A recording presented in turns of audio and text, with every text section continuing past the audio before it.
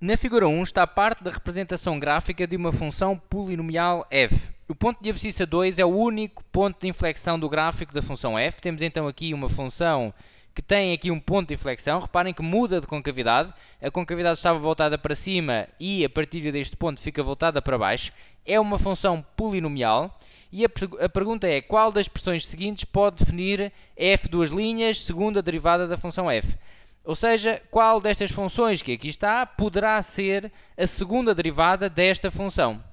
Bom, existe aqui um pormenor e eu vou falar dele porque também pode dar jeito para outras questões. Portanto, vou falar dele apenas para terem a possibilidade de transportar esta dica para outras questões que poderão, portanto, eliminar alguma resposta de escolha múltipla de forma imediata. Uma vez que estamos perante uma função polinomial, nós olhamos para esta função e devemos ter o conhecimento, é isso que eu vou aqui refrescar, que é uma função polinomial de grau 3. Bom, o que é que acontece às funções polinomiais? Nós temos, primeiro estudamos as funções polinomiais de grau 1, que são então as retas, não é? Ax mais b. Bom, e reparem, estas retas poderiam, dependendo deste A, se o A fosse positivo ou negativo, que é o declive, podiam estar a crescer ou a decrescer, não é? O gráfico de uma função polinomial do primeiro grau será uma reta.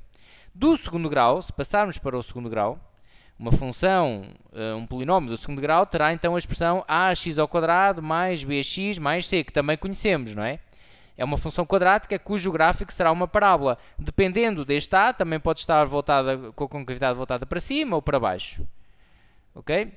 Já vamos ver onde é que eu quero chegar. É só para relembrar então que polinómios de grau 3, visto no 10º ano, okay? Polinómios de grau 3, têm também gráficos conhecidos, característicos, não é? Serão do tipo ax ao cubo mais bx ao quadrado mais cx mais d, poderão ser completos ou não, mas os gráficos terão então este aspecto que eu vou aqui fazer. Poderão ser gráficos assim, com esta, portanto, deste tipo, ou então deste, poderão estar assim, ou então até se nos lembrarmos da função só fx igual a x ao cubo, poderá ser um gráfico assim apenas, não é?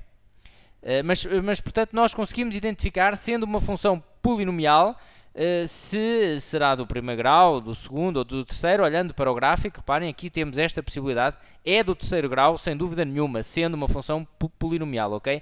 Vou ainda deixar uma função do quarto grau, porque lá está, pode ajudar em outras questões. Portanto, será do tipo ax à quarta mais bx ao cubo, e agora vou colocar reticências, e os gráficos de funções deste tipo terão então o seguinte aspecto. Portanto, poderão ser gráficos assim, assim, ou então ao contrário, não é? Assim, dependendo também aqui dos valores que nós temos, aqui do coeficiente do x à quarta, ou então poderemos ter também até parecido com uma parábola, não será uma parábola, mas parecido, ok? Se for só, por exemplo, y igual a x à quarta, vai dar algo que não é uma parábola, mas, portanto, poderá aparentemente parecer. Bom, e neste exercício, em que é que isto nos ajudava? Trabalhando com derivadas. É que nós, quando derivamos uma função polinomial, baixamos um grau. Reparem que já sabem certamente fazer esta derivada. A derivada de x ao quadrado dá 2x, não é? Baixou um grau. A derivada de x ao cubo dá 3x ao quadrado. Baixou um grau. A derivada de x à quarta dará 4x ao cubo, não é? Também baixou um grau. Portanto, sempre que nós fazemos uma derivada a uma função polinomial, baixa um grau. Ora, se nós estamos à procura, sabemos então que esta função é de grau 3. É uma função polinomial de grau 3. Se estamos à procura da segunda derivada, vamos derivar duas vezes. Então vai baixar 2 graus. Fazendo a primeira derivada fica de grau 2 e depois fazendo outra derivada fica de grau 1. E isso eliminava logo a A e a B, ok? Assim de forma imediata. Eu sei que fiz aqui um apanhado da matéria, mas de forma imediata, se soubéssemos que era de grau 3, duas derivadas, ora então fica de grau 1, só pode ser a C e a D, ok? E aqui não precisávamos fazer qualquer tipo de conta. Bom, agora entre a C e a D. Depois, se não, portanto, irei, ao mesmo tempo que vou escolher entre a C e a D, também poderíamos selecionar, aliás, anular a A e a B. Eu vou já falar também disso. Mas esta é apenas uma dica que poderá ser então transportada para outros exercícios. Bom, então, como é que nós diferenciamos entre a C e a D? Estas são do primeiro grau, por aí tudo bem. Bom, vamos ver o comportamento desta segunda derivada. Vamos supor que esta seria a segunda derivada. Então, se esta fosse a segunda derivada, será que correspondia a esta nossa função? Vamos relacionar a segunda derivada com a nossa função. Temos aqui f duas linhas, temos aqui f, vamos ver o que acontece. Se fosse esta a nossa função, eu agora vou fazer aqui uma tabela um pouco abreviada, vá. Portanto, o zero da segunda derivada, qual é que é? Se esta fosse a minha segunda derivada, eu fazia os zeros, fazia 2 menos x igual a 0, que dava x igual a 2, ok? Era fazer os zeros da segunda derivada, que dava x igual a 2, e vinha para aqui o 2. Bom, a segunda derivada então anula-se aqui. Atrás deste zero, atrás do 2, é positiva ou negativa a segunda derivada? Bom, vou escolher um x aqui atrás do 2, pode ser o 1, e substituir aqui.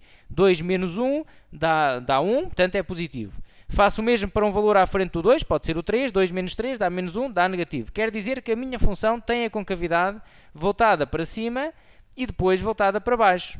E teria aqui então um ponto de inflexão. Bom, isto realmente respeita a minha função. Bom, certamente será esta, não é? Mas vamos confirmar, vamos também ver o que é que se passa aqui, nesta perspectiva, e vamos ver se anulamos então a D. Okay? Porque a C verifica realmente a segunda derivada está de acordo aqui com a nossa função, não é? Com o que vemos ali no gráfico relativamente às concavidades. Se fizermos o mesmo estudo aqui nesta função, se esta fosse a segunda derivada, fazíamos também os zeros.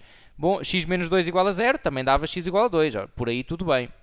Também tinha um ponto de inflexão aqui para x igual a 2, que é o que se passa ali. Mas, relativamente aos sinais, reparem que atrás do 2, esta segunda derivada, se eu substituir aqui por 1, 1 menos 2 dá menos 1, dá negativa. E aqui daria positiva. E, portanto, a minha função teria de ter a concavidade voltada para baixo e depois voltada para cima.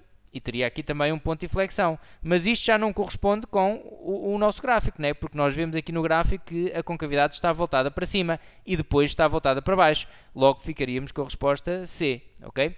Esta não interessa. Bom, da mesma forma, fazendo uma tabelazinha deste género para A e para a B, também anulávamos a A e a B dessa forma, ok? O que eu falei no início foi apenas uma ideia. Poderíamos também eliminar então a e a B se fizéssemos aqui um esboço de uma tabela para cada uma delas.